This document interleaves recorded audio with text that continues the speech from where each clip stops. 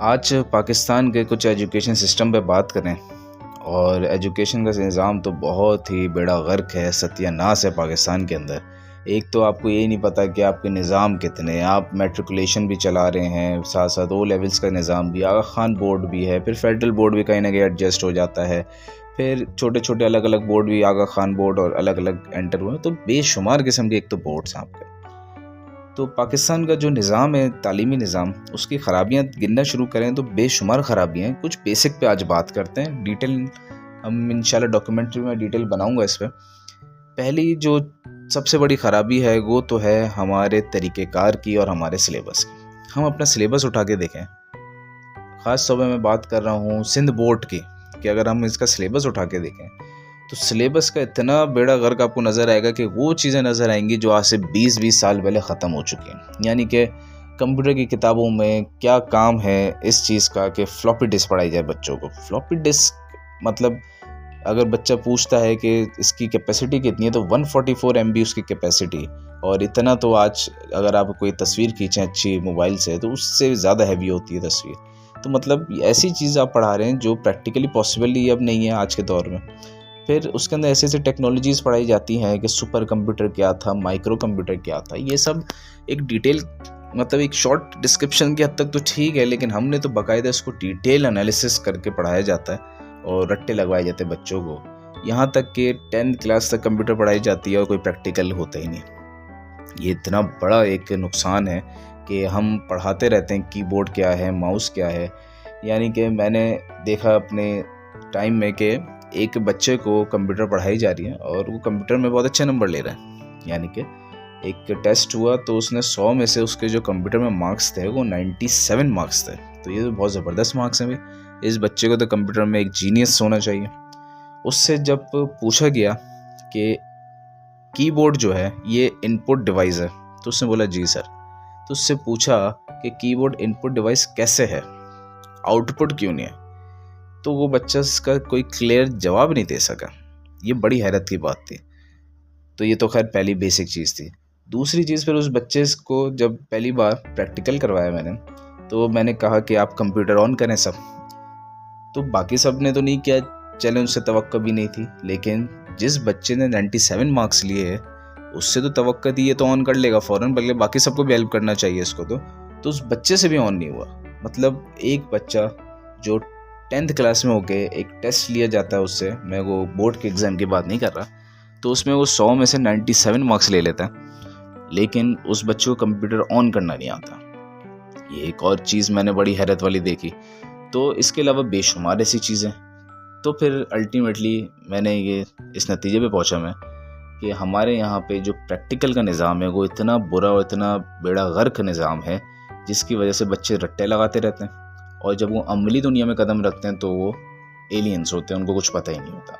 मतलब ये कितनी एक अफसोस की बात है और कितना बड़ा अजाब है हमारे ऊपर कि 10वीं क्लास तक बच्चा पहुंच चुका है और 97% मार्क्स ले रहा है कंप्यूटर के अंदर, और उसको यही नहीं पता कि कंप्यूटर ऑन कैसे करते हैं।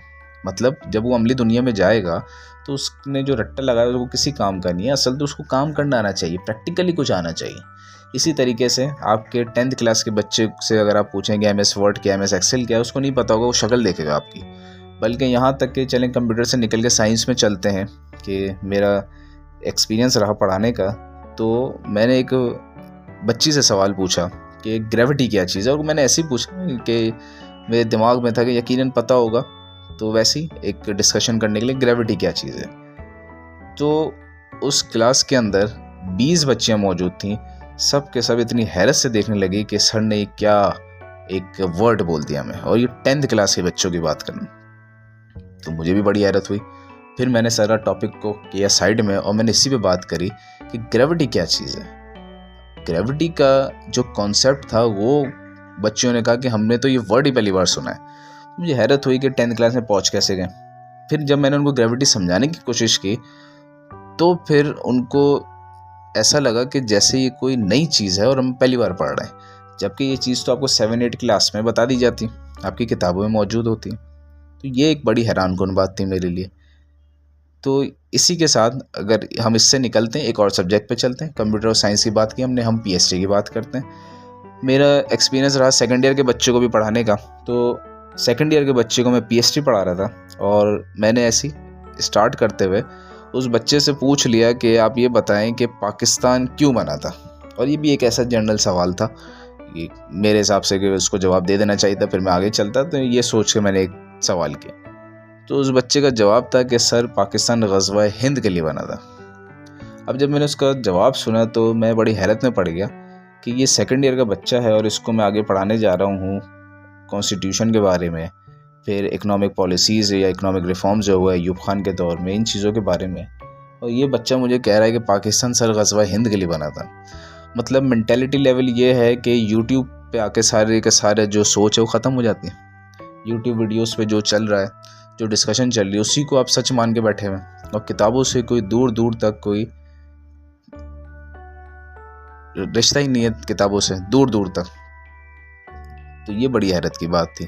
तो ये तो मैंने सिर्फ 3 की बात की, ऐसे बेशुमार ऐसे किस्से हैं और ऐसे बेशुमार आपने भी यकीनन देखे होंगे कि जिसका एक इम्पैक्ट ये पड़ता है कि हमें नज़र आता है कि तालीमी निज़ाम कितना ख़राब है। और इसकी असल वजह एक तो नंबर 1 सिलेबस हमारा बहुत ही आउटडेटेड है और वो आउटडेटेड होने की वजह बहुत ही बड़ी करप्शन है पीछे कि सिलेबस को इसलिए अपडेट नहीं किया जाता क्योंकि जिन लोगों को उसके प्रिंटिंग का ठेका दिया जाता है वो जानने वाले होते हैं। अगर अपडेट करेंगे तो उनको फिर से मेहनत करके नया अपने पूरे लोगों को बिठाना होगा, बनाना होगा। तो इसलिए अपडेट नहीं करते कि पुराने वाले को रीप्रिंट करके छाप दिया जाता है और पैसे कमा लिए जाते हैं। फिर दूसरा, हमारे जो पढ़ाने के तरीक़ेकार हैं, आप स्कूलों में जाएँ, गवर्नमेंट स्कूलों में, तो आज भी चौक का इस्तेमाल होता है।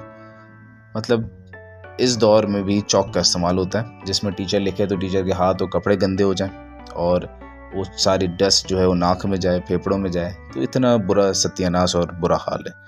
स्कूलों के डेस्क देखें तो डेस्क पे बैठें तो बच्चे नीचे गिर जाएं, इतना बुरा हाल है। और गंदगी, मिट्टी, आलूदगी, जिस चीज़ मतलब एक टीचर पढ़ा रहा है कि आलूदगी नहीं करनी चाहिए, कचरा नहीं करना चाहिए, और उसी क्लास के अंदर कचरा मौजूद है और गंदगी और मिट्टी, धूल मिट्टी मौजूद है।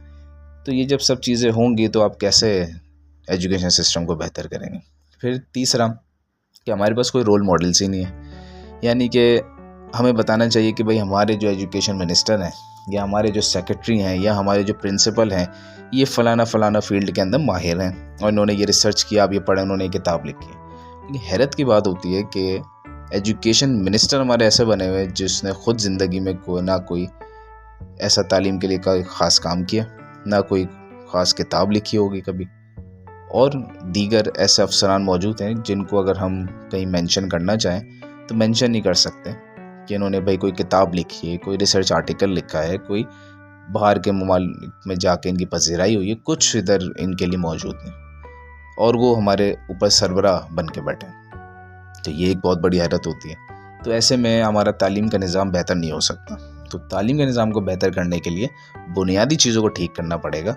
अगर हम ऊपरी चीज़ों को ठीक करते रहेंगे, जैसे अभी स्टीम मुकाबला ये एक है जो कि सिंध के अंदर चल रहा है, तो ये जब चीज़ें चलती रहेंगी, सब फजूल की चीज़ें। आप अपना बुनियादी स्ट्रक्चर बेहतर करें एजुकेशन का, जिससे लोग और बच्चे हमारे अपने आप इतने ज़बरदस्त पॉलिश होकर निकलें कि आपको ऐसी उल्टी सीधी चीज़ों की ज़रूरत ही ना पड़े।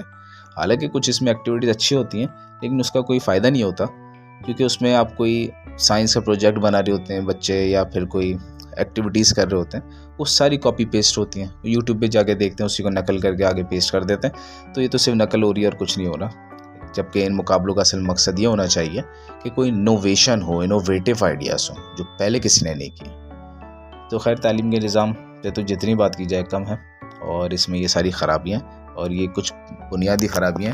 हालांकि तालीम का निज़ाम पूरा फरसुदा हो चुका है हमारा।